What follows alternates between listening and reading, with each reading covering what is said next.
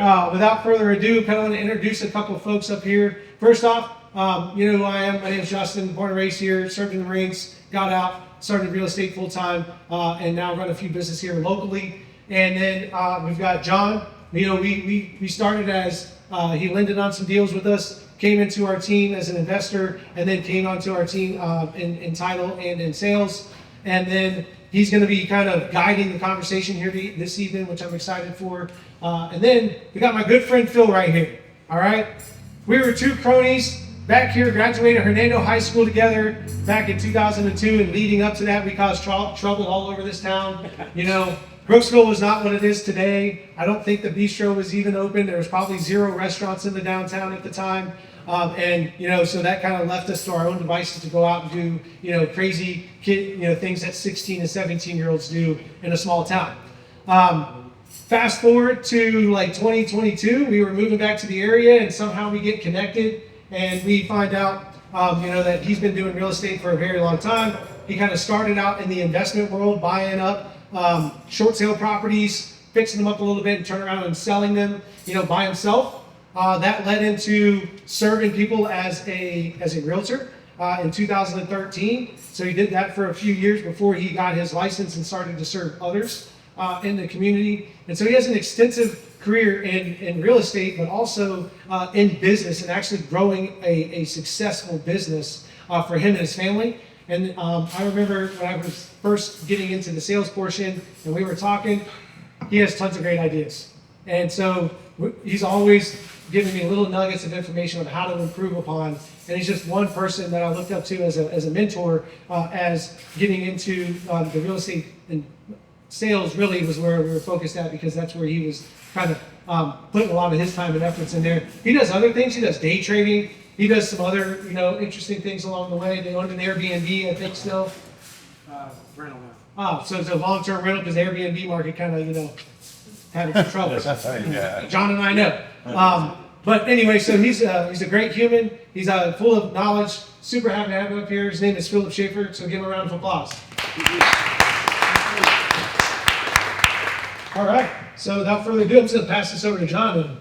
Oh, geez, I get to take over now. Yes, sir. That's trouble. Well, everybody knows something about Justin, but I would love it if we started, Phil, and you kind of take us back to the beginning. How did you get into real estate? And give us a little bit of that runway before we get into the questions. Sure. First of all, this is a great friend of mine, and I'm very proud of him. He's done phenomenal for being in the industry for 3 years. Yeah, pretty much full time 3 years. Yeah, way ahead of the curve for sure. Most people fail at real estate. It's a very tough business. I think it has like a 90% fail rate. Wow. So if you're in real estate right now, you're probably going to be successful. Whether it's lending, realtor, investor, it's a tough industry. So kudos to Justin. For me, I started with investing. I went to a few of those short sale seminars back in 2007, 2008. Didn't get involved with the crash, thank God. But right afterwards, I was doing short sales from 2009 to about 2013. Bought our first house in 2012 as a personal home, and then took over becoming a realtor. I got my license in 2013, and I've been basically doing that ever since. Becoming a pretty high standard real estate agent with some investing involved in it in the beginning. But since about 2019, 18-ish, I was 100% focused on being just a realtor. I cut out all investments for the most part, other than if an extremely good deal comes around, I'll buy it and pay cash for it for the most part. But right now, we own 3 homes, completely cash free, and that's what we use as our investment properties. And my focus is 100% on being a real estate agent. So that's where I'm at right now. Excellent. Sounds good. Well, let's start with the questions. We'll start with you first, Justin. What's one hidden reason high achievers plateau that people don't talk enough about? Give us some context. Yeah, so I would say that like in the Marines, like you're kind of you're expected to be high achieving. And when I was getting into real estate investments, where I got my start in, like I had to like do all the things myself, right? And so the one doing the floors, the one working with my wife to paint, one with, running everything, right? And then you can do that in the beginning, and I, highly recommend it, but you get to a point where you run out of time. and you're not able to do it anymore. Or you run out of skill set and you're not able to do it anymore. And so that's the time when you call in your plumber, that's the time you call in your painter, call in your guy to do in the floors and things like that. So I would say that like in the beginning, like I plateaued in the fact that I wasn't able to do all the things well and that I needed to get help. So finding help was what allowed me to grow a little bit further. And then now, like having been in business for a few more years, right? I had to learn that lesson again. Marines are hard-headed, and so we don't like learn things the first time the right way. But like you get into your sales business and you're trying to do all the things. And so when I started to bring in teammates, my wife reluctantly in the beginning, and then we bring on another teammate. That was what allowed me to get to that next level. And then I would say like currently in the business, right? Where I've plateaued and trying to like get to that next level is building better systems and better processes. We all have a system and we all have a process that we're using right now. Whether you know it or not, that's what it is. It just might not be an efficient one and it might not be a good one. And so I would say like, in the different levels, that's what I've been learning along the way. Perfect. Phil? Well, for me, I was very scatterbrained. So I would do anything. I'd take on any deal. I would do any transaction. There was really no focus. I didn't know what I was. Was I an investor? Was I specialized in short sales? Was I doing flips? Was I a real estate agent? Was I a sales agent? Was I a buyer's agent? There was really nothing. I would take on just about everything. And you get to a point where it's just, if you ever want to get out of the business and have somebody run it for you, you have to be systematic. Everything has to be designed so that somebody can just walk in your office, you can train them, they can take over, you can just monitor it. And what I realized after years of doing it was that it's just not, for me, I'd never be able to pull out. It would just be me consistently, constantly working all the time, trying to close this deal here, close this deal there, with nothing structured, nothing systematic, like you said. And once I dialed in and decided that, okay, number one, I'm not going to be an investor anymore. I had to decide. At some point, there was a fork in the road. I sat down, I ran numbers, and I realized, okay, I can either go this route or I can go the realtor route. And I decided, which if I could go back, I might have switched that around. But I went the realtor route, and I focused 100% on being a realtor. And then as I grew as a realtor, I decided at that point to become a specific type of realtor. Hyper focus on obtaining listings and becoming very good at getting those listings sold. So that's where now we're focusing more with the market is how to get price reductions, because that's basically what it takes in this market. You gotta put a listing up, but just as importantly, if that listing isn't moving, if there's not buyers coming in, you really have to be good at explaining to a seller the current market conditions so that they can understand it and they're willing to make a move on the price. And that's really been our focus. So it's easier when you're in real estate or really in any industry, if you're hyper focused on something and you really become systematic at it and you get to a point where you're so proficient at it that you can make adjustments to things as the market changes, and you can do that quickly before everybody else kind of catches on, because you're so focused on that. Like Justin said, we used to have an Airbnb as an example, and I was very familiar with Tarpon Springs. I lived there. I knew the area extremely well. What we did was it was before Airbnb even took off. It was around 2017. They had just opened up their stock. It hadn't even IPO'd yet, but they were out there talking about it, and the company was growing. So when I started our Airbnb, we found in the area there was 5 homes that were comparable to ours for single-family homes for people to rent. Okay, and if you are hyper focused on that kind of investment, you're watching the supply, you're watching the kind of demand you have all the time. When we pulled out of the actual Airbnb market, it was right before everybody started to get in. But when we pulled out, there was 50 listings in Tarpon Springs.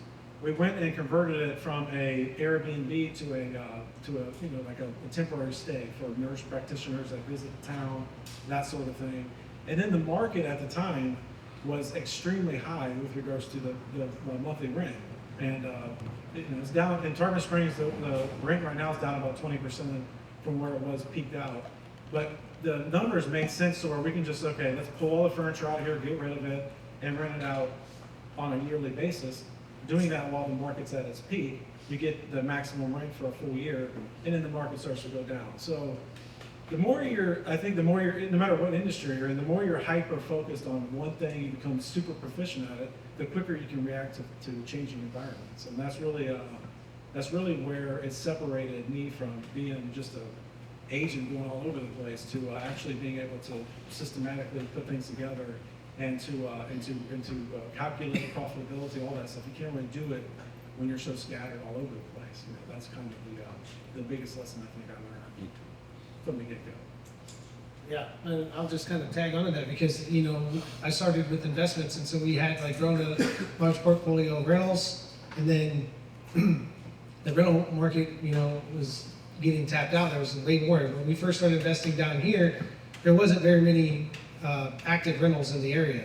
And so there was a lot of profit to be had. So we were buying more of those. And then we noticed that when they became less profitable, when rates went up and prices went up. And so we changed the method, right, from buying up rental properties. So we were buying up dilapidated homes, fixing them, doing a method called BRRRR, to buy, rehab it, get it rented, refinance it, and then repeat the process, right? So in that thing, you were rehabbing properties. So you're buying them and rehabbing them and then refinancing them. So we understood how to obtain the real estate, and then we understood how to get it rented. So we just took get it rehabbed and then rented it. And so what we did was took that same knowledge and applied it to flipping. So we pivoted what we were doing because rentals weren't being profitable. And so we still wanted to continue on the investment side, and we started to do flipping, which then we got more experience doing construction, which then allowed us to, you know, learn a little bit more about, well, let's do some new construction in that process. And then you learn about new construction. It's completely different than flipping. And so, well, you know, I do think that, you know, having one thing is important. If you want to dial focus in on one specific thing, that you can really scale stuff like that. And I just like to look at it as like real estate's my one thing, and I'm a nerd about it. So I like to, you know, play a lot of different things to really figure out, because, you know, he's been doing it for 17 years. I've really only kind of been doing the sales side for a few years, and investments for a little bit longer than that. But I still guess I'm trying to figure out what I'm going to invest in.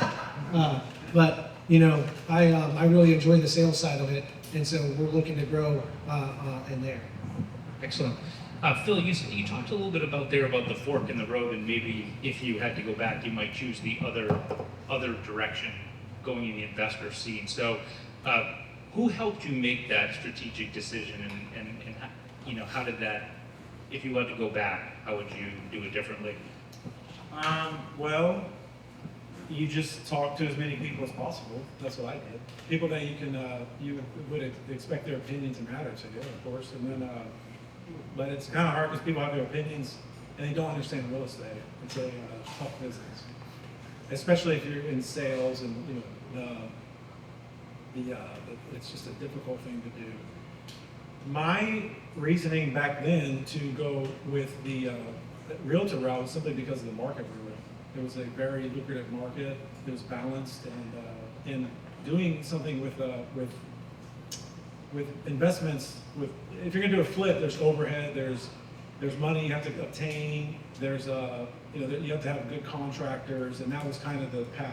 Flipping, or you could go for rentals, try to get a discount, but the market was very bullish back then. It was just going up. I mean, I'm not talking from 2020 to 2023, not that market, but right before that, it was a bullish market heading into that. And at the time, it just seemed a little bit, the least path of resistance was being a realtor. And then when I looked at the physical numbers, I was making more per transaction as a realtor than I would have as an investor. The problem with being a realtor is that you're dealing with a little bit more drama. I mean, with clientele, it's a little bit more traumatic. Deals fall apart. There's a lot more complexities to it. When you get into investing side of it, it's a lot more flexible. You can do things. You could be in a bullish market and be a flipper and not have to worry about losing money simply because the market's headed in your direction. When the market goes down, you can wholesale, you can find more deals, you can create more equity just by creating more opportunity with offers. So it's a little bit more flexible right now. Since about 2024, being a realtor in this market is very difficult. It's a tough proposition. You can bring in the business, but the overall volume is there, but then the transactions they steep down a lot. So a lot of people that are realtors are not in the business right now. They maybe operate 1 or 2 transactions per year, where if you rewind the clock back 3 or 4 years, they're probably doing 10 to 15. So they're not. That's just look at the draw. That's people that are in the market wanting to sell, and they're ready to make a move, and they just happen to know those people. But when there's not a heavy activity of buyers in the market, and you have a large supply of people trying to sell, you have an offset there, and it makes it a lot more difficult to be a realtor. And that's why there's not so many around anymore. But so if I could go back, I might have considered doing more of an investment approach, but it just was the timing was a little off, and I saw being a realtor as more profitable without really looking at the potential for a market downturn. It's just a little different thing to do. It's headed down, but I'm here, so it's all good. And Justin, what's one strategic decision you made that helped you get to the next level of growth in your business? Any of them? Yeah, I think finding the right people to work with is key, right? So finding people like John, my brother, Lena, our other teammates, Brian and Alexis, and then obviously surrounding yourself with other like-minded individuals. So doing events like this, working with people, in the community like Alpine, all the folks that you heard here tonight, like we're in other networking events together. I joined a group down in Tampa of elite investors, where there's a lot of like-minded people that are down that way that help each other, right, grow. And so when the market was good, all of those everybody's doing well, so it's fun and good. But like when things get tough, like it has been in the last 6 months, then that's where you can lean in on the network of people to really help you right along the way and get through those things. So I think it's surrounding yourself with the right people, and if you can't find them in the group that you're in right now, go out and find them, because they're out there. Yeah. So that's the key. I had to learn that for myself, right? I had to go and find the people that I wanted that were more like me. That's even my pastor Paul over here. Found him in a different church, that I was going to, and so he's like-minded in a sense for growing for Jesus Christ, right, in our community and things like that. So it's not just the business people.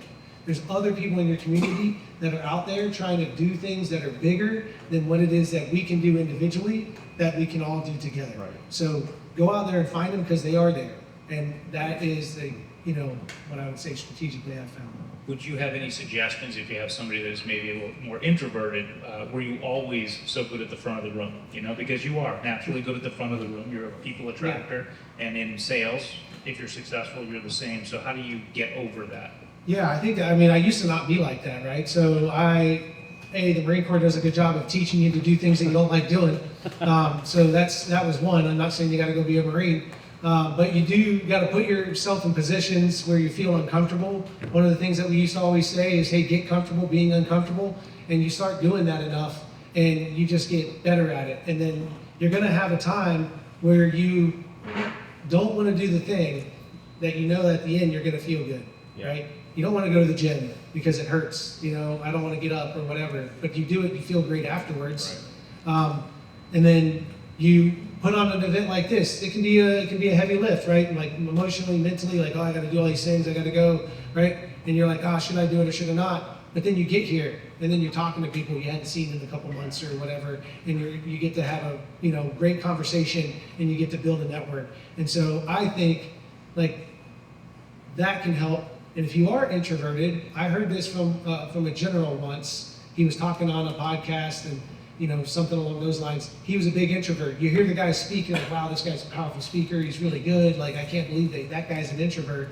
And what he does is when he goes somewhere to a thing like this, there'd be hundreds of people there, and he would find 3 people and have a conversation, deep conversation with each one of those people. And that was kind of his goal. His metric was, I'm going to talk to 3 people, and they're going to be great conversations, and then I don't have to talk to 100.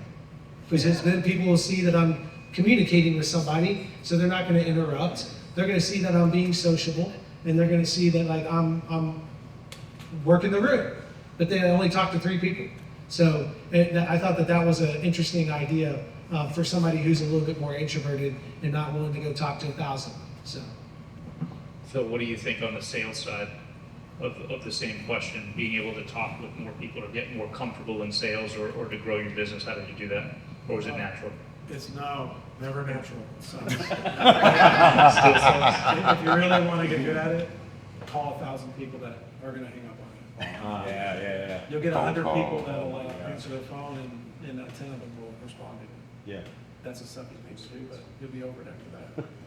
That's really the way it is. I mean, sales it's not a comfortable thing to do sales, especially if you're in any of these industries. If you're going to be hammering people for business, then if you pick up that phone and make those calls, it's going to suck. It's going to produce. That's what I did for a long time. I mean, I did pound the phone for a long time. It does produce, but it is a very uncomfortable thing to do. So I just always, if it made me uncomfortable, it also will make you money. You just got to do it. There's no way around it. If you're in sales, you're gonna be uncomfortable. Just the way it is. But you get better at it, and you get to where, I mean, everything you do. I mean, now there's so much information out there. You can come up with your own scripts. You can download scripts. You can go to ChatGPT and it'll give you every script you need. So you have a lot of tools there available to anybody who wants to do that. Whereas, when I did it, it was more just trying to come up with my own scripts, trying to do it myself. What works, what doesn't work, but read some books and maybe get some information. But really, it's just, I think you just have to be uncomfortable. And that's just the way, there's no way around it. It's just, in sales, that's how it is. So. I think that's a good point. It's going to suck, right? So I think they say commonly in the coaching world is like, eat the frog early, just eat it because then everything else will taste good. So Bias for action. Yeah, bias for action. Okay. What's one belief you both had to unlearn in order to reach the next level of success? I'll let Phil go first. Sure. Okay. Well, everybody in here is running a business. Probably all of you are type A personalities, right? I would expect. You get out there and get it done. So you wouldn't be here if you weren't. For me, it was control. Like doing these things, allowing someone else to do and hand over the responsibilities is a difficult thing to do. But it's also, when you do that and you see that people can actually do the work that you shouldn't be doing, it allows you to free up your mind to do things that are way more productive. That was my biggest challenge. It took a long time for me to do that because I, hire somebody, fire somebody. It just didn't work out. It wasn't being done to my satisfaction. I always felt I could just do it better. I can do it faster. Why would I pay somebody? Why would I, do this to myself? I'll just do it. And in the end, to me, that's just a turning wheel that you never get out of if you just don't let it go. So that was my biggest issue. I think probably what I did was so in real estate, there's only really 3 things you do to make money: negotiate deals, and then marketing, overseeing marketing, planning marketing, building systems, that sort of thing. And the third is talking to people who are going to either buy or sell property. That's it. Those 3 things make money. Anything else you do, you're wasting time. Wow. So what I did is I got to a point where I just said, one weekend, I just got someone hired and I said, I'm not going to do anything, period, that is not one of those 3 things. And that's what I did. And if it was something that they had a question on, I'd shoot videos, I'd explain it to them, but I just completely let go of it. And from there, you spend your time, number one, you get way more free time because you're paying somebody, you're a little less profitable, but you get more free time to spend with family, your kids, whatever the case is. And for me, it was never, I never wanted to have this big, huge business. No way will happen. Me, I wanted to be at home with my kids. That was most important. I wanted to be able to work, 3-4 hours a day. I didn't want to grind it out for 8-12 hours like I've been doing my whole life. I wanted 3 to 4 hours per day. I wanted to be able to, my passion is day trading. I wanted to day trade from 9:30, be done at 11, work in real estate from 11 to 2 or 3, and that's it. Be done with the day. Do that Monday through Friday. You have the full weekends off, which I do now, which is great. And in order to do that, you have to release some of the junk work you're doing. You have to allow other people to do it, and you have to just tell yourself, if it's not making money, I don't have any business doing that, period.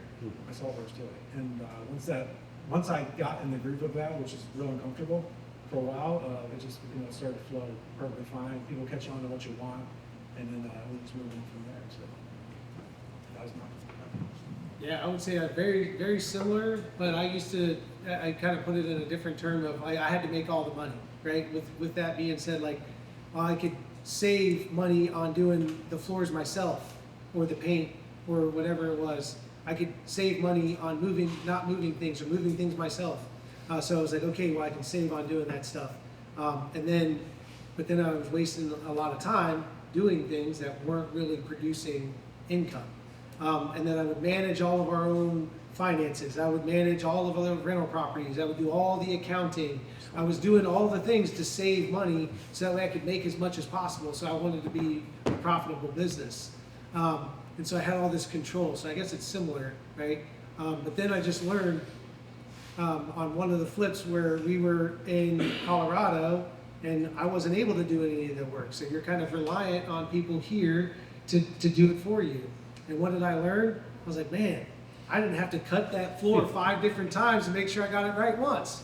And then I slowly learned a little bit more of that, like when we got into the sales side and really letting Lena kind of take over some of the responsibilities, and then brought on another teammate, let him take on those responsibilities. And what I learned was that hiring the right person to do the position that I wasn't good at and wasn't producing the income allowed me to go and do the things I was good at, or at least more of those. And then I was able to make more income and bring more revenue into the business, which then afforded us to bring on even more personnel to then help us go and do even more business.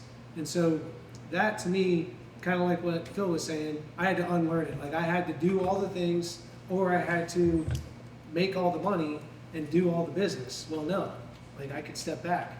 I could teach people. We could come up with core values that we all live by that sets a standard for the team to kind of go off of, right? And so that kind of taught me like, okay, now I need to set in systems and processes, which Phil's really good at. You know, he's able to just sit there and make a really good income with a very small team, and only work 3 to 4 hours a day in real estate. So he's figured it out for himself. And I remember having those conversations with him. I was like, man, that sounds kind of cool, but what are you gonna do? Like, I want to do more. So we're trying to like grow it bigger, which requires better systems, bigger process or better processes. And he's got a lot of the stuff that we've been working on. I kind of learned from our discussion. So again, surrounding yourself with the right people. We haven't seen each other in about a year, but we talk on the phone on drives everywhere. And he's always giving me his, like, hey, I got this thing that I've been just implementing, right? And sharpening our swords. So I would say unlearning the fact that I have to do everything or generate all the revenue myself. There's other people that can help do those things, so that way I can focus on the things that I do best. Do you have a story of a large failure that you had that either cost you financially or emotional brain damage that would be instructional for the crowd? Yeah, every day. No, I'm just kidding. They have. I think it might have been all. Yeah. Well, today we had okay. Just as an example, today we had a couple that packed their entire house up in New Hampshire. All right, the house is in a U-Haul out in their front driveway. An investor walks into the house, walks through it, tells him he has to make a call, walks out, and then calls him in the car to tell him he's not buying the house. Oh, And that's in New Hampshire. They're also contracted to buy a house down here in Newport Richey. So the whole thing fell apart. oh, Just one thing like that after another. But it's in real estate. What I just tell myself is if you don't have expectations, then you can't get disappointed, right? So I don't really believe a whole lot until I'm at the closing table, until the paycheck is in my hand. yeah, oh, yeah. Anything else is going to be a curveball. There's always a curveball. So really, I don't sit down and increase my bills. I don't do any of that stuff until that paycheck's in my hand. Yeah. But I mean, I've been through that. Those kinds of transactions happen all the time. You get really, really good at being able to hold those little transactions together the more you do it. But things blow up all the time in real estate. It's just constantly. It blows up. Things fall apart. Yeah. It's always a learning lesson. I don't remember a distinct one that really, I mean, there's been some bad ones. I had a lady walk out of a closing one time. She was really pissed because they found rats in the attic, and we got her a discount, but then she actually physically went to the closing table, had us all sit there, got up and just walked out. Wow. And didn't close. Okay, I think that happened, that was probably the first traumatic experience I had. That was back in 2000 and, like 15 or something. It was a long time. That was the one. I've had when I used to do investing, we had a guy that we were partnered with who had an LLC that he was buying the houses through. I was doing managing the contractors. We were splitting profits. This guy did not put insurance on the flip, okay? And we had a group of workers out there that one of them fell off of a beam. He was drinking beer, walking across the beam of a house, fell off, broke his wrist, goes to the hospital. An ambulance chaser got involved. They sued us, sued everybody for lots of money. Sued me, sued my broker, sued the investor, and all of us involved. And the investor put the LLC, put the house in an LLC that he also had his FedEx company in. So the lawyer was going after that LLC. Now we got really lucky because we had a lawyer, so the lawyer delayed it, and then eventually that company sold to a different law company, and it sat in their files for years. And then one day we got a call from that new attorney company trying to dig up the old trial, but it had passed the statute of limitations. Wow. So it's super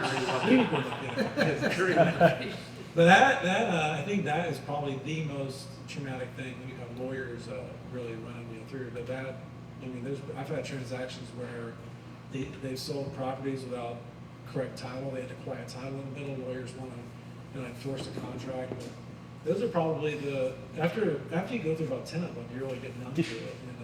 And when a lawyer gets involved, it gets you lose some sleep. You get a lot of anxiety over time. You get used to that stuff. Just like anything in real estate, if it's a bad transaction, you learn how to handle it. You learn how to keep it together for the most part. You lose some, but as long as you're tracking your losses versus your wins, it really doesn't make a difference. It's when you don't understand that there's going to be a loss throughout these. If you do 100 transactions per year, 10 of those are not going to go through. They're going to lose. There's nothing you can do about it. But if you have 20 of them or 25 of them, and you can hold 10 or 15 together just because you've had enough experience, but you know the 10 are going to go. But in the past, you had 20 or 25 that fell apart, which is kind of what would happen when we first started. You get really, really good at holding them together, and you just take the losses where they are and just move on from it. That's always how I approach it. So I've got a bunch of those, not a bunch of those, like those were pretty tough, right? But we did have like a seller, we were due to close and he didn't want to close. He said, I'm not selling, right? That sucked, right? But the biggest, I would say, failure that we had was in our investment company. When I was just getting my start down here in 2019, we bought a house off of Main Street, just south down here. It's down there across from Homeland Title. And it's a big gray house. We painted it that color. We put that roof on it. We did some other stuff to the inside of it. And, at the end of the day, we ended up losing $120,000 on that deal. That was tough. That was our third house that we bought down here. And, we were going to fix it up. We had these big plans, grandiose plans to turn it into a triplex. It was already set up like a duplex. Not knowing how it all works, we were like, oh, it's a duplex. There's a garage down there. We can easily convert it. And so we were like, we hire contractors, a family friend of ours. And, they went and looked at it. They're like, oh, we can bang this out for like $80K. We're like, wow, this is a great deal. And then, long story short, we're no longer really friends with them. We got our master's degree in real estate investments. We learned what, like when the city says, oh, well, yeah, that was a duplex, but that's a non-conforming use. You bought it, 6 months later, it reverts back to its original use. So it's no longer allowed to be set up like that. So we learned like, okay, well, working with the government sucks. And which I kind of already knew. But you know, then there's the uncontrollables. We started that project in 2019. It took us a year to get until we offloaded it. What happened in 2020? You know, we had COVID happen, so that was an uncontrollable, unforeseeable thing that took place. So, you know, that was a tough deal. You know, we had other people's money in on that deal. We had some of our own money in on the deal. And then, you know, Lena and I, we sold another one of our rental properties that we had acquired in another state, you know, as a Marine, traveling around, buying up houses, fixing them up and turning them into rentals. So we had to sell that to pay off one of our investors, you know, pay back their money. Luckily, it was a family friend, and he was super gracious, like, hey, if y'all are losing money, I don't need to make none. I just want my money back, because it was COVID and he thought the end of the world was happening, you know. So he just wanted his money back. So we figured it out and we got it done. But it also taught me, like, having the right people on your team, right? My business partner at the time, we're still friends. We're still partnered in a business together. We still do deals together when it makes sense. He's a active duty Marine still up in the Pentagon. So he's not down here actively with us, but, you know, we work through that together. So that's an important thing. So I learned a ton during that massive failure in the very beginning of, like, what I would say, like, when I really started to get serious about investments in real estate and doing it as as a career. So. And you kept coming back. I did, yeah. I'm a glutton for punishment. When someone feels like they're working harder but not seeing the results, what should they evaluate first? Phil, you want to go first? It's definitely, I would say, the numbers. You gotta understand your numbers. Most likely you don't have exact numbers to go by. That's what I found out. If you're stuck, then you're spending too much money and time on probably dead leads. I think I don't know if it holds up in all aspects of sales, but for the most part, it should convert. Like, if you have 100 prospects per month, you should get 10 leads. 10 leads is 5 appointments. 5 appointments is 2 contract signs. 2 contract signs is 1 closing. So it's a 1% conversion rate. 100 prospects, 1 closing. 1 closing times 12, $100,000 a year. That's the numbers in real estate. If you're not tracking that, then you probably have no idea what's going on, or you don't have it. No, that's basic numbers.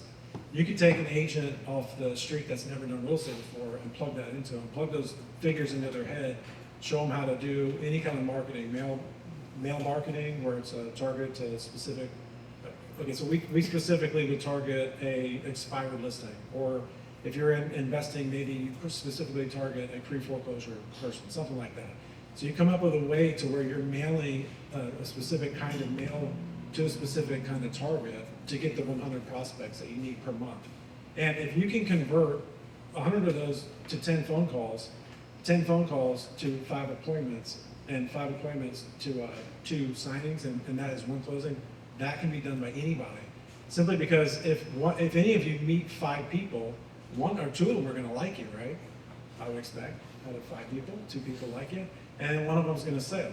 Okay, so if you really can dial that in, you can scale that. If you have 100, if those 100 prospects and that system is going to produce $100,000 per year, that means you're going to spend about $25,000 in overhead, 25%. So that's going to be marketing and paying somebody to handle the paperwork, stuff like that. So if you can take those exact numbers and say, okay, I have 100 prospects, I'm always going to have 100 prospects, but instead of I get the 10 leads, okay, 100 prospects, 10 leads, nothing you can do about that, those are convertible.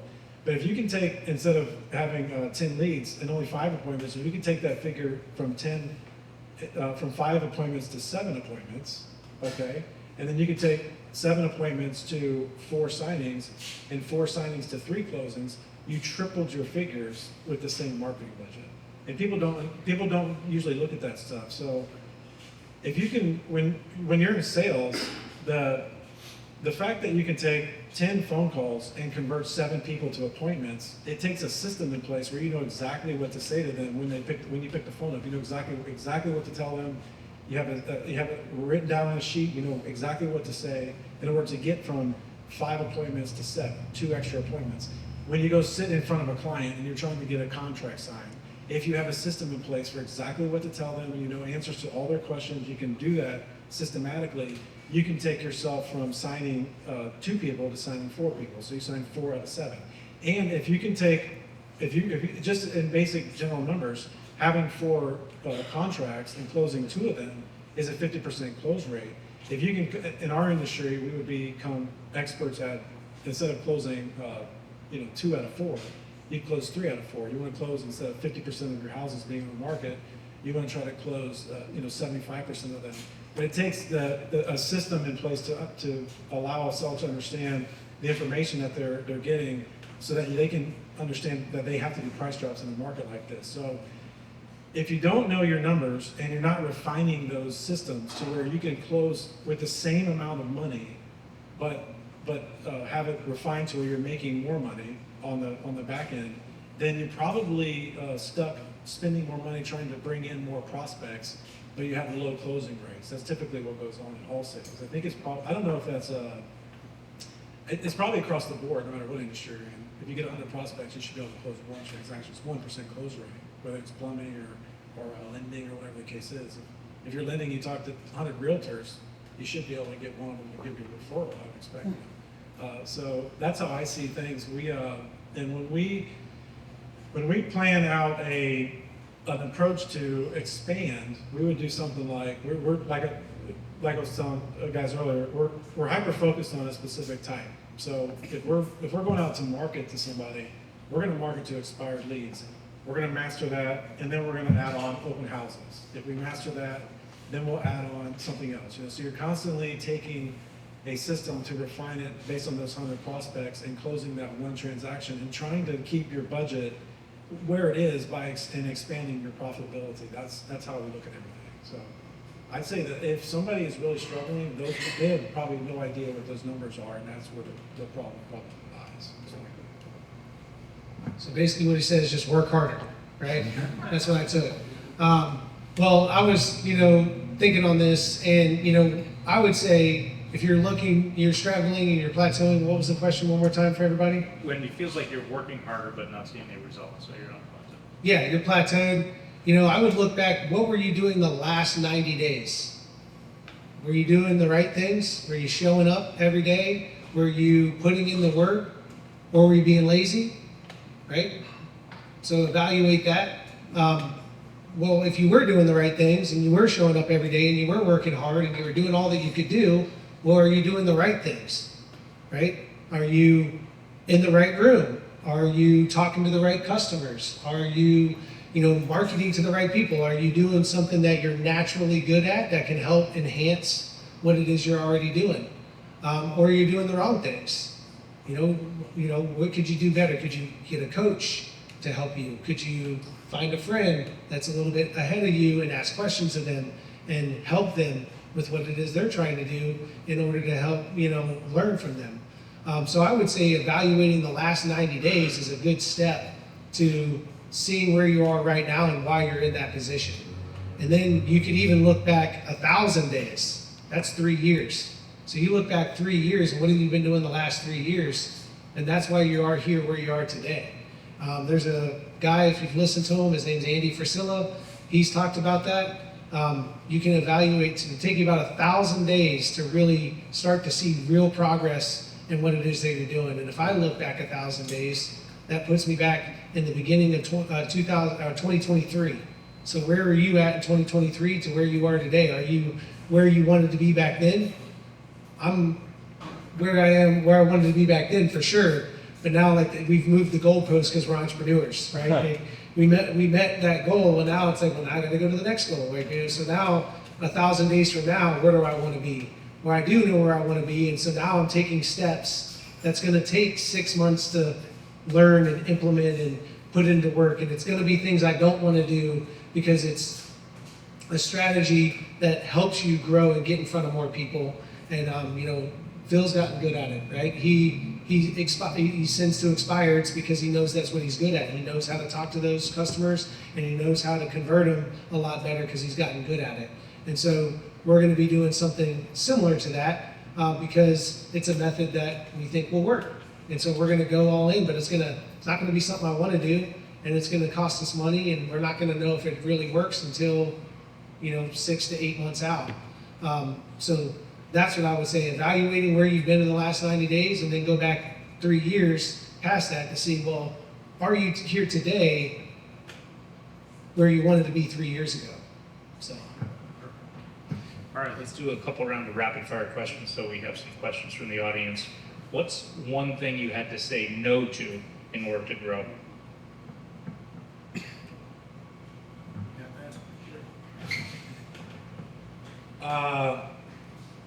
Too much playtime, I just take some time off fishing, that kind of stuff. I think you gotta, when you first start off, you gotta spend a lot of time doing things, because you're by yourself, and a lot of you guys aren't, but you know that you have to spend hours and hours and hours doing stuff, and you have to sacrifice your fun time. You need to sleep, and you gotta eat, and you gotta work, and that's about it for a long time. So I don't like that lifestyle. That's not for me. I like to have my playtime, but I did that for a long time, 12-hour, 14-hour days for years. It's not a pleasant thing to do, but sometimes that's what it takes to get yourself where you want to be financially and get it off the ground. So my biggest thing to say no to was just having that urge to not do things and do something fun with my time. But you sacrifice time to get more time later. That's all I saw. So that was my biggest no, was just was for myself, and I enjoyed it. So. Yeah, I was the same way, in the Marines, most of the time, if you're not deployed, you're working like a 9-to-5 job. Sometimes you have to work a weekend for duty or something along those lines. But same, play, it was realizing that when you're starting a business and you're trying to grow something bigger than yourself, you're going to have to spend a lot of time doing that. And it was very frustrating for me in the beginning to go from doing a 9-to-5, come home, hang out with the family, go to the neighbor's house, hang out with them, drink beers, do the things that, you've done for 10, 15, 20 years, and then realize well, I'm not going to be able to achieve what I want by doing those things. And then I did do a mental toughness program that helped me, get that. It's just called 75 Hard. Highly recommend it. Yep. And it will put you in a new mindset. And that's what I had to do, is realize, wow, I could do so much more if I wasn't drinking, hanging around, doing nothing, right? And I was focused in on what I wanted to get done. And so by giving up that free time, giving up those, nights partying and whatever it was, hanging out, going out into the beach, going to, on vacations and things of that nature, it was a challenge to not do that. But you get a lot more out of it. And then now, it's, a few years in, I've taken a little bit of relaxing, We appreciate that. Yeah. And, able to do that a little bit more, but I had to work really hard to get to a position where we had a team in place, we had people to help, and we had systems and processes in place that we could still service our customers, because that's the biggest thing. If you're the business owner, as you all out here that run businesses know, it can be tough if you step away and you don't have the systems and the processes or the people in place to help you while you're gone. So for me, it was learning to get away from having to do that. What's one non-negotiable habit you have in your daily life that helps you be a high performer? And looking at the two of you, it cannot be working out. But we have our own time, and it's about an hour and a half of, going through our various studies, whatever it is we're trying to work on. We've got, part of a men's group at our church. We've got a study for that. I've got one that I'd like to do as a daily devotional, so I'm doing that. And then I'm reading through the Bible recap, and so I'm doing that. So those 3 things kind of take about 20 minutes each, which ends up being about an hour. And then, it takes me about 15 minutes to wake up. So non-negotiable is getting right with the Lord right in the beginning, because it's going to be hard to do it later in the day. Yep. And then the other non-negotiable, I know John didn't say it, but I said we can't say it, but it's working out. That's a non-negotiable for me. Every single day, I get after it, whether it's running, going to the gym. 1 day a week now, I've relaxed a little bit. 1 day a week, I'm allowed to take a break, and I take a 45-minute walk.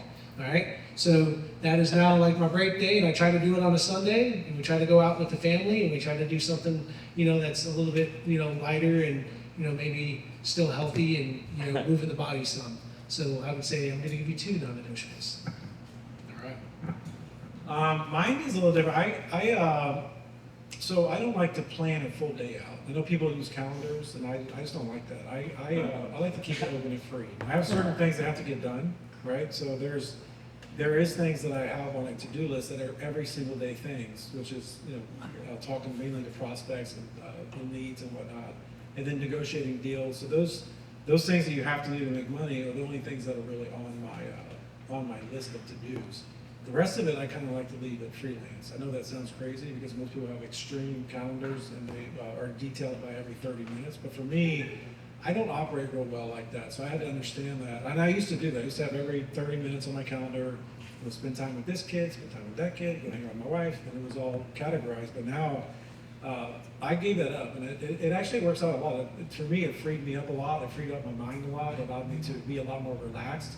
So when I do dive in, I can devote my mental capital to day trading, first off. I can devote my mental capital to the money-making stuff, and then after that, it's all a lot more relaxed, a lot more laid back, and that is mostly my non-negotiable. I also don't anymore work weekends. I stopped doing that completely, and I try not to work after about 6 o'clock. If I have a listing appointment or something that comes up in the afternoon, I'll go to it, but try to make them as tight as possible to the rest of your schedule. That's what I do, because I think it's important to have, once you get to a certain point, having that freedom to do what you want is to me is most important to me. And that is my non-negotiables. I need that freedom to do what I need to do to be happy and be comfortable, and that's really what I focus on mostly. So. And the final one, what is one book and one podcast that helped you grow to the next level? You want to go first? Okay. I think the best book I read is Chris Voss. I'm sure you guys have heard of him. Chris Voss. I don't remember the name of the book. Never Split the Difference. Yes, that's a good book. It really is. It's a phenomenal book. What is it? Never Split the Difference. Yeah, that's a really good one. book if you're looking to negotiate. He also has TikTok, YouTube videos, Facebook videos everywhere. So that is the number one thing. I listen to Joe Rogan podcast, but that's definitely not education. It's the same stuff as there's nothing in there for real estate or sales. Nothing about that stuff. But I don't really get into too much business podcasting. I just, if I find something interesting that somebody knows, like Chris Voss, I'll do a little research on them and I'll read some stuff that they have to say. But that was I think that's the number one book I've ever read for that. There is a couple of, I don't know who writes the books, but there is some really good sales books based on tracking numbers that are out there for real estate agents, but it really it's applicable to all sales. I read that book. That really changed. I don't know the name of the book. I wish I did. I thought I'd get a discussion. I brought it. But it's a book based on sales and how to track sales, exactly what you need for prospects, exactly what you need for leads, and how those are going to convert overall. And it breaks down like postcard marketing versus pick up the phone and dialing, how all that plays a role. And then that was something I learned a long time ago from the very beginning, is that you got to know, you really, when you're in sales, you have to know what to expect. You got to know how to get to those 100 prospects, how to get those leads in place, and how to be able to track all of that and keep it tight. Because if you want freedom and you want high profitability, you really have to be tight with your numbers. You really, really do. And I knew that from a long time ago. That was really, really important. So I wish I knew the name of the book. I don't remember. But it's an old real estate book. It was written back in the 80s, I think. It was a phenomenal book. Yeah, podcast-wise, Andy Frasilla's Real AF is a good podcast. Listen to that one quite a bit. He does, things that are current events, but also like how to, get, right in business and answering people's questions and stuff like that. I just listened to one of those this morning. There's a bunch of other podcasts out there that I just, that's good. Real Talk Real Estate is a good one for real estate professionals. David Green does that one. He came from Bigger Pockets, which has like a business portion of their podcast as well. And then book-wise, I'm gonna give you more than one. The book on mental toughness is a good book that Andy Frisella wrote. And it talks about how to get your mindset. So strengthening your mind is extremely important, and realizing what it is that you're capable of, right? And that's what the book really challenges you to do. And then for business-wise, Profit First. If you are an entrepreneur and you haven't read the Profit First book, I highly recommend reading that book, because ever since I implemented that in my business, we've been profitable, and I know where my money's at. I know like how to track things. I know what it is that I can spend and everything else. So if you haven't read Profit First, I highly recommend that. And then if you are looking to I guess grow in a lot of areas too, but it's called The Gap in the Game is another great book that I attribute to. We used it in our business to kind of go back to where we were at, where we were at 10 years ago. And, a lot of times as entrepreneurs, we're looking ahead, and I want to be there, but I'm here, but yet you forgot that you were back there, right? And so now that we've moved up to here, we forgot about that. So that's where it helps you transition into that. And then real estate wise, or sales wise, excuse me, there's a book, I read it, it was a part of the Rich Dad, publishing, if you know what Rich Dad Poor Dad was, but it's called Sales Dog, and it talks about the different types of salespeople, and it can talk about your personality, and then how, what type of salesperson that you might be best fit in, and there's they use dogs to kind of go, and they got Chihuahuas, they got Rottweilers. Yeah, well, so I think I kind of came in at the Golden Retriever one. But the cool one is at the end, they talk about the top dog, right? And any one of the sales dogs can be a top dog. And that was where I was like, well, I want to be the top dog, right? So that's the one I, strive for. So yeah, those are 3 or 4 recommendations. Awesome. Well, beautiful. Thank you guys both. Do we have any questions? Take a round of questions. Anybody's got any? How do you let go of the empowering others and less of the control? As much as you obviously can do it probably better, faster, how do you learn to trust somebody that can do it, if not just as good? Yeah, so I would say that I am okay with letting control go, right? It took me a little bit in the beginning because you are faster at it, and I'm not good at teaching people. Ask John, ask Lynn. I'm not good at that. That's what I learned. So my thing is I don't mind giving over control if it's going to be done right, but I'm also not good at teaching you outside of one time, and then I expect you to know how to do it the right way every time. I had to learn to give grace better, right? And hey, I'm not really good at this. You should talk to Alexis, who is really good at this, and she's gonna have the empathy to help you learn and everything else. And so I would say I had to learn to let go of the fact that I'm going to empower these people to do things, and it's not going to always be the way that I want it done. But that, again, goes back to another good book, which is called Extreme Ownership. And that extreme ownership that's on me. The failure that because they messed up, well, that's my fault. Right. As the leader, I didn't train them correctly. I didn't have the right things in place. And so I need to get better, and we'll put something in place so that way that doesn't happen again, and they can get better and execute it the right way. But that's how I do it. I would say just don't touch it if it doesn't make money. I don't do that. That's what I do. That's what I did. And then you got to have something in place where they can understand it. You're just plugging somebody in to a system that's already developed for them. So there's not a whole lot of training that needs to be done because you put it together for them. Sure. So you just put them in there and boom, off they go. And you got to be able to fire quick. If they can't pick it up, get rid of them. That's what I say. And people have a problem with that because it's not a nice thing to do. But there's people that won't fire somebody because it's impolite and it's not nice. But you can't be like that because you can be different. Maybe you're like that in your personal life, but when it comes to running your business, if you do that, you lose money and you become less profitable, which is unacceptable. But the thing is that if you have a system in place and you can plug in somebody who's a kid that can do it, as long as they can follow instructions, when you plug somebody in that's talented, they're going to excel at that. You're not going to train them a whole lot. They're going to be able to do it. They're going to be able to do it like you want it because they can pick up on you, and they're good at it. They're just good at doing things. And those are the kind of people you want to keep around. And it stands out. Once you get them, it stands out compared to everybody else. The ones that don't do it, the ones you have to constantly answer questions to, you have to go back and forth, you're having issues with it, there's stuff that's getting missed, they're probably not going to work out. Just get over it quick. And find the people that are out, that are doing it. You don't have to tell them, you just go, wow, that person did that, and you don't have to explain it to them. And that's what you're looking for. That's what I always look for. And if it, again, if it doesn't work out, just gotta get out of there quick. Just need somebody that's good. Sure. That's how I see it.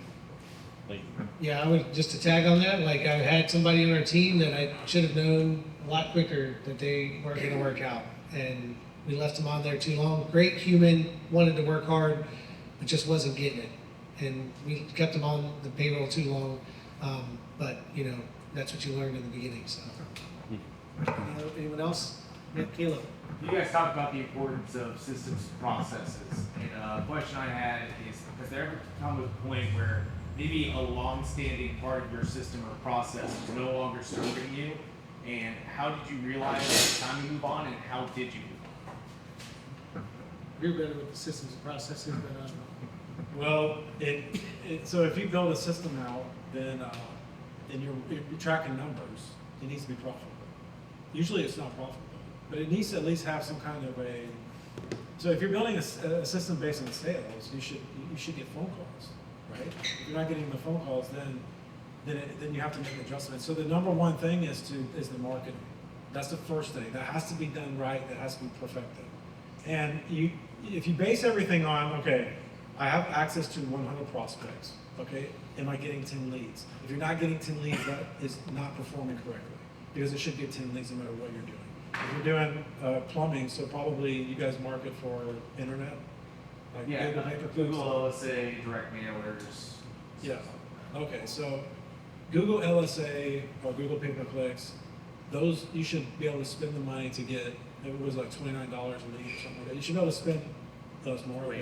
Yeah, plumbing. I don't know. Anyways, whatever it takes, whatever you're putting out there, you need to get 100 prospects per month. Those 100 prospects need to convert to 10 leads. If it doesn't, then you need to change it around immediately, because it has to do that. And if you can do that, if you can produce the 10 leads, then you can produce the 5 appointments, and you can produce 2 potential contracts, and one of those will pay you. It's that simple. So 1% on 100 prospects. The rest of the system that you build out is going to be marketing, right? Getting the 100 prospects, and then the conversions. So your ability to get those 10 leads is the marketing. Taking those 10 leads to equal more closings is all about systems and your ability to go sit in front of somebody as a plumber and get them on the phone and talk them into doing business with you, right? And then when you go to the house, making them, I mean, it's probably different for you guys. So once you go there, you're most likely going to be doing the work. So yours is going to be more so, when I'm on the phone with them, I need to convert them. Your conversion rate should be high. If it's not high, then there's something wrong with the phone call. There's something that's off there. And once you get to where you see, okay, I talked to 10 people, how many people did I actually get to show up at their house? Well, I only showed up to 3 people's houses. Those numbers aren't high enough. So you would say something like, okay, if I talk to 10 people, I need to come up with a way to get to where I'm meeting with 8 of them. So you close at 80%, which would be really good. So you get 100 prospects, 10 phone calls, 8 appointments, and you get paid on all 8 of those. Those are really solid figures. And if that's not producing that, then there's a flaw somewhere in there. It's marketing, or it's your pitch. Simple as that. So if you're getting, but the most important thing is the marketing. If you do not get the 10 leads out of the 100 prospects, there's an issue with your profile or whatever landing page you're going on. There's a problem here that's not converting them.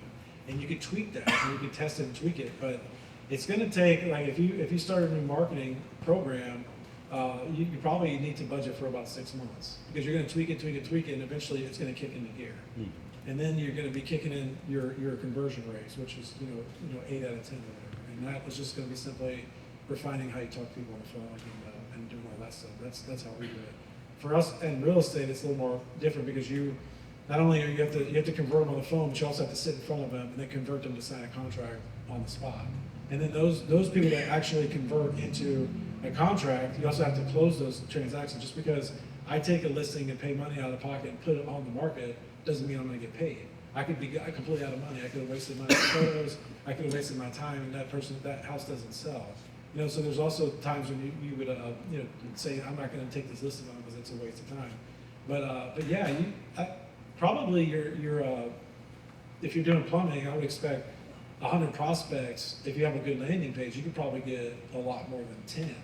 You'd probably get like 50, maybe 50%. If you can get 50% and close 30 out of 50, that's 30 jobs. You could do that, you know, a job a day. Would that pay you pretty good? Then you'd have really good numbers. You know, that's what I would be shooting for, a job a day.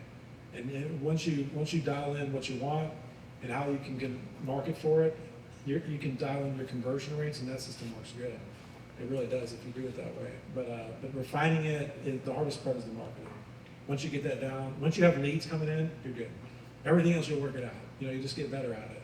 I think what people do is like in your case, a lot of people, what they'll do is they'll go, okay, I'm getting 100 leads, but I'm only getting, 15 appointments. So I'm only getting half of what I want. So what they do is they spend more money to get 200 prospects and get 30. When really, if they just dialed in their systems better and refined it, you could get one per day spending the same budget and become way more profitable instead of trying to market more. Most people just market more. It's easier. And they don't understand that they need to dial that in and make it a little more proficient, and it's way more profitable. That's how we do it. So that's it. Oh. But also just one little thing on that is don't be afraid to like go to something new, because the old thing everybody else was doing is now everybody's getting that. I would say like in real estate investment world, everyone was having cold callers, call people. Well, then everyone's getting spam, and now they're not answering spam. And then texting, same thing. Now, like mailers, like they were sending out mass mailers to people, and that was working. Now that's not working, right? So now they are targeting mailers to certain, people for that meet a certain diet. Maybe they're in pre-foreclosure or something like that. So they are now being more targeted mailers. And then something that we're going to look at doing is handwriting letters. John's been handwriting letters to people, doing that kind of thing, right? So, it's always going to be changing with what people are doing, because once it starts working, people want to sell it to a course, and then everybody's doing it, and everybody knows about it, and then so that's what then they're getting all inundated with it. So. For you, like also just to branch off that, the more authentic it is when you're marketing, the more return on investment you're going to get, the more time it takes. So like if you're like you're saying handwritten notes, those are electric in our industry. If you take if I send a postcard, you have your logo on it, any kind of plumbing needs, call us. Okay, you can send that out to 1,000 homes. Maybe you get 100 people call it. If you take 1,000 homes and you write a handwritten letter, hey, whatever it is on there, it's very personalized. You have a message on there, and they take an envelope, they have to open it because it's handwritten. You're going to convert at a much higher rate. So it takes more time, but the more authentic it is, the more of a conversion rate you're going to have, a much better conversion rate. That's what we do. That too. We do very, very personalized messages to very specific market niches. That's how we do it, and that is a high conversion rate. I don't know how you do that in plumbing, because you're probably doing like shotgun marketing, I expect. Yeah, handwritten letters works for us in our business, because we do new construction homes. So once the home closes, we could definitely do like a handwritten letter. We plumbed your home. We'd love to continue that relationship. That would definitely be something that would work for us. Oh, yeah. Sure. But what about when you just are in general, just say you don't know if anybody is going to be even needing your services? How do you get to those people? You send out, like, you'll pick 1,000 homes in the neighborhood and send the postcards? Yeah, so we actually worked with this guy right here doing EVDM. We are based in Odessa, so Carrollwood is right next door. We don't have a huge presence in there, so targeting homes with a certain income rate, certain age, and sending out mailers to them every month has been something we've been doing as well. That's cool. Do you ever have issues with people paying? Like they say, oh, you're charging $300 for that, because I want it to be $200. I have a system in which, while I'm talking to them on the phone, that we have a service fee, $79 service fee to come out. If they're not willing to pay that, they're not going to be paying for work to be done with us. So most of the time, once they approve that service fee and we go out, we have a really high close rate once we go out, because we're kind of pre-qualifying if that's going to be our customer or not. Because not every customer is your customer, right? You're going to have people who want it done for the cheapest possible, and we're not the cheapest plumber in town, but we try to get the best. Well, one thing we did a few years back was when we walk into somebody who's talking to 10 agents, okay, they mostly care about the who's going to give them the cheapest price. We're not doing that, but usually that's also the cheapest houses, right? So if I walk into somebody who's selling $1 million house, or I walk into somebody who's selling a $100,000 house, that's a totally different person. The $1 million house wants you to treat them like a service, and they want it done. They just want it done. $100,000 house needs to cut expenses. They don't want to spend the kind of money it costs to do that. So when we market to a niche zone like that, we would be, the message that we send to like a luxury property is different than what we send to everybody else. It's not the same thing, because you know that they need a service done. They just want it done. They don't want to deal with problems, and that's the pitch that we give them. As an agent, we're there to make sure your house sells, and to do it with no hassles, and you don't have to, whatever, you put that pitch on there. But I probably, also those people have no issue. If I walk into somebody who's a multimillionaire and I tell them to charge them 7% commission, and they like my pitch and they like me, they will pay you without ever saying, well, just we do it for 5%. They don't do that. They just want the service. But if I walk into somebody selling $100,000 home and I tell them 7% commission, they're going to go, no way, I'll do it for 3%. Get out of my house. So sometimes I think that where you market to people, and I've met people like that too. Like when I'm listing a house and there's an issue with plumbing, I don't care who comes out. As long as they come out, they show up, they do the job, the person's going to pay them. But I need to know that I can rely on that person. So there's the reliability factor is extremely important to some people, more so than the price, and that's the pitch that we use as a listing agent. It's also the pitch we use whenever we hire contractors. So that if it was me, that's what I'd be doing. I would get rid of anything and anybody that has a house less than like $500,000 a year, and I would just market to those people because they'll be able to pay without any question out there. That's what the pump takes. Don't care what it costs. That's my idea. All right, well, it hit up at 8 o'clock. John, thank you so much for, guiding us through that discussion. Phil, thank you for coming up here tonight, man.